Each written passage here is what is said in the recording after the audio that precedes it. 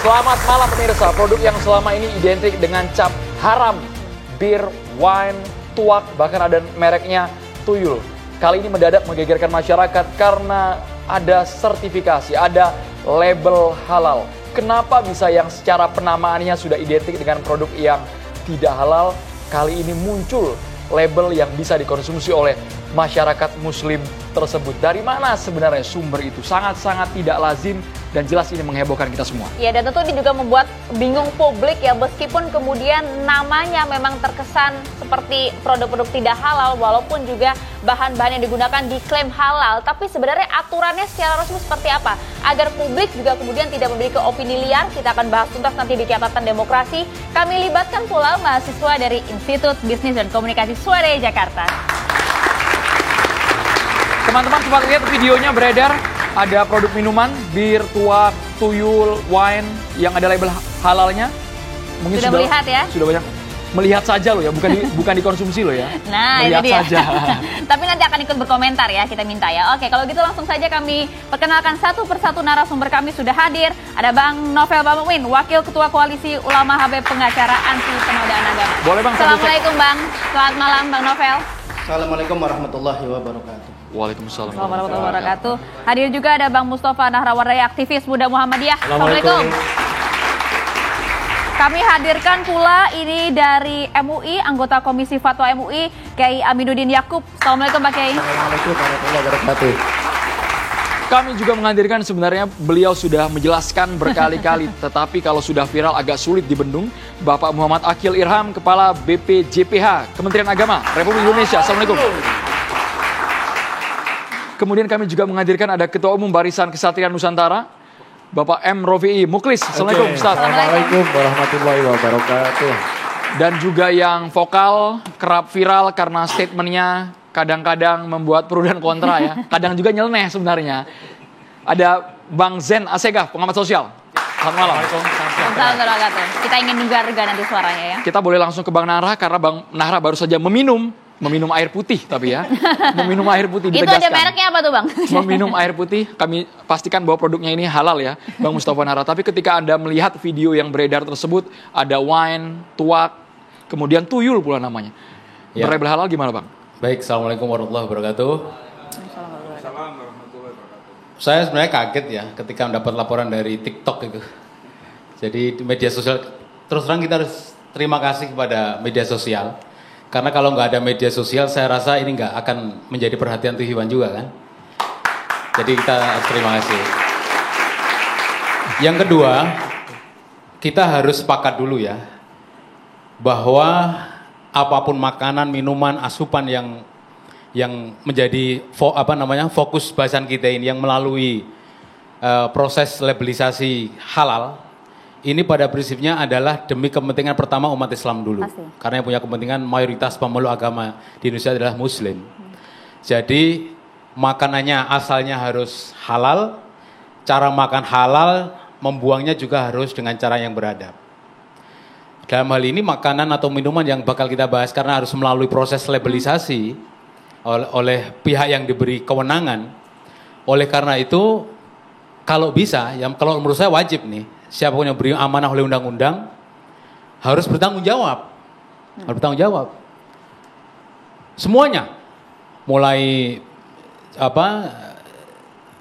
BPJPH, ada LPH, ada Fatwa MUI, ada Komisi Fatwa Produk Halal, ada 4 atau 5 itu 4 ya.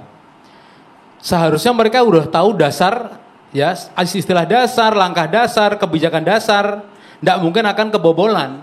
Maksud saya begini, apa mungkin, misalkan nih, saya nggak tahu sebenarnya biar Pak Ketua BPJPH yang menjelaskan urutannya itu. Kalau saya mendaftarkan sesuatu produk yang ingin diberi label halal, ke mana dulu di antara empat lembaga ini, ya? Tentunya orang-orang yang ngoperasiin 4 lembaga ini yang menjadi manajernya harus tahu dasarnya dulu dong. Kalau namanya sudah nggak sesuai dengan LP POM UI, tentu nggak bakal lanjut. Kalau udah melanggar atau tidak taat dengan anjuran MUI, jangan mendaftarkan produk yang bermasalah dengan umat Islam. Yang berbau-bau nama minuman keras, yang berbau-bau dengan anjing, babi, entah itu patat babi, patat anjing. Tentu tidak akan lanjut. yang berbau dengan sesuatu yang mengandung setan, mengandung iblis, mengandung Fir'aun misalkan, ya nggak bakal lolos. Terus apalagi yang terakhir, mengandung sesuatu yang pornografi. Terlepas kandungannya. Iya, terlepas kemudian kandungannya dipastikan dulu. halal. Ini kan dasar. LPPA MUI udah buat aturan. Nggak mungkin kalau udah tahu dasar-dasarnya sampai lolos sampai jadi label kan?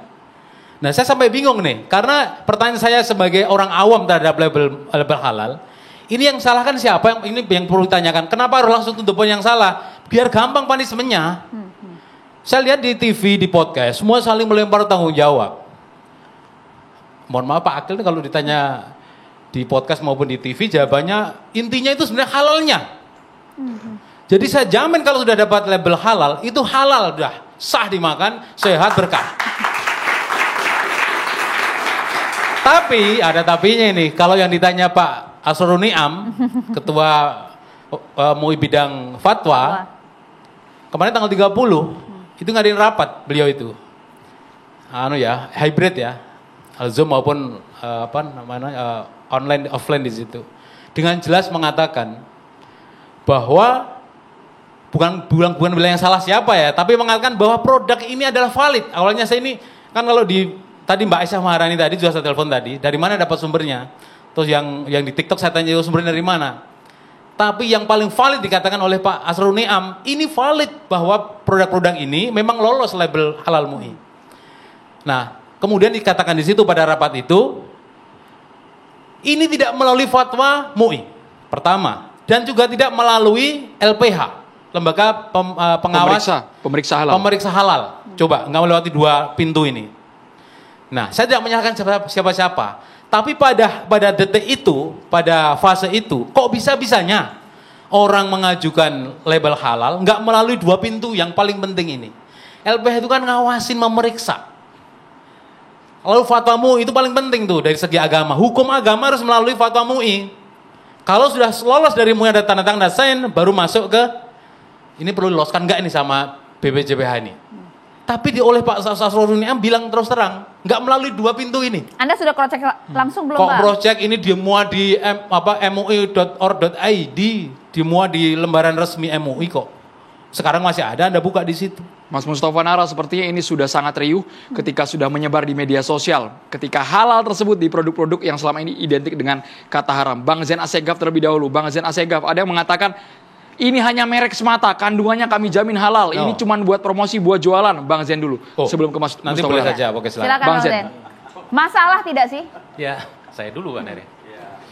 Saya pikir beginilah, saya jujur aja lihat berita ini saya juga kaget lah. Sampai nama diharamkan, sampai jadi polemik. Saya pikir ginilah, penamaan tuh nggak usah diributkan sampai segini ramenya. Didiklah bangsa Indonesia ini lebih dewasa. Mereka semua udah tahu lah barang haram halal. Bagi saya nama tuh sampai ada yang di warung mana itu gacuan apa? Apa sih dengan nama mie setan itu kan cuma hanya gimmick untuk mencari pembeli. Kalau sekarang cuma warung makan ayam namanya ayam goreng, apa? Gak ada mau dibilang ayam ilang kek, ayam setan kek. Intinya yang dimakan itu halal. Dan lagi saya juga ingin mengkritisi tentang labelisasi. Saya ini seperti muslim di Indonesia ini seperti minoritas. Perlu ada labelisasi. Harusnya apa? Yang minoritas yang perlu kita kontrol, kita kasih label non halal. Yang mayoritas tidak perlu. Mungkin kalau di Arab nggak semua merek barang dikasih halal. Hanya di sini aja terlalu ribut. Jadi apa? Ada dugaan-dugaan di sini apa? Ada keuntungan. Karena setiap aturan itu mempersulit orang. Dan tadi betul dari Depaktu bilang, ini kan warung-warung kecil. Harusnya agama itu mempermudah orang mencari rezeki. Nggak perlu diributkan nama. Nggak ada orang makan dengan mie setan, keluar dari setan, nggak ada. Orang makan mie gondorwo, keluar dari gondorwo, nggak ada. Bunuh orang, nggak ada. Ini cuma gimmick aja. Nah ini kalau terus agama ini diperkutat urusan sampai nama ada labelisasi ini apa? Dan sampai ada hal lagi yang di MUI. Harus nggak boleh sampai coklat Natal dikonotasikan apa tuh coklat Natal? Sebentar. Nama produk mengarah kepada hal-hal yang menimbulkan kekufuran, kebatilan. Coklat Valentine. Makan kufur. Ini berlebihan. Nggak ada dalam Al-Quran ayat-ayat tentang hukum personal. Di situ ada ancaman Tuhan. Seperti makan babi atau judi minuman.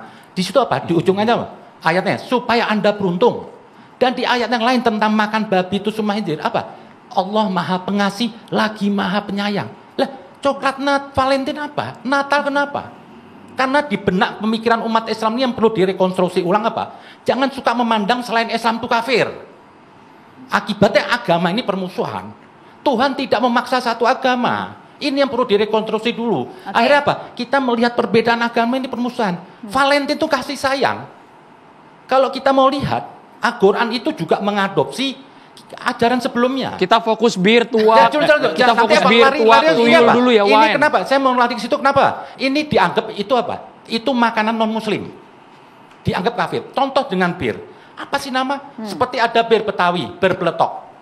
Ada. Lah, apa salahnya MUI malah membantu dikontrol, dilabelisasi, bukan dipatahkan. Kalau cuma hanya dipatah-patahkan, akhirnya makin liar. Dan bagi saya apa? Saya yakin orang nggak ada mau bisnis rugi. Misalnya saya membuat rumah makan, saya kasih babi. Menguntungkan, nggak menguntungkan. Bisa dijebak orang pegawainya, saya ketangkap. Nggak ada orang mau cari rugi. Yang penting bahan-bahannya halal begitu ya? Yang penting intinya haram. Buat apa? Botol bir diisi aqua dengan botol aqua diisi bir. Mana yang Anda mau minum?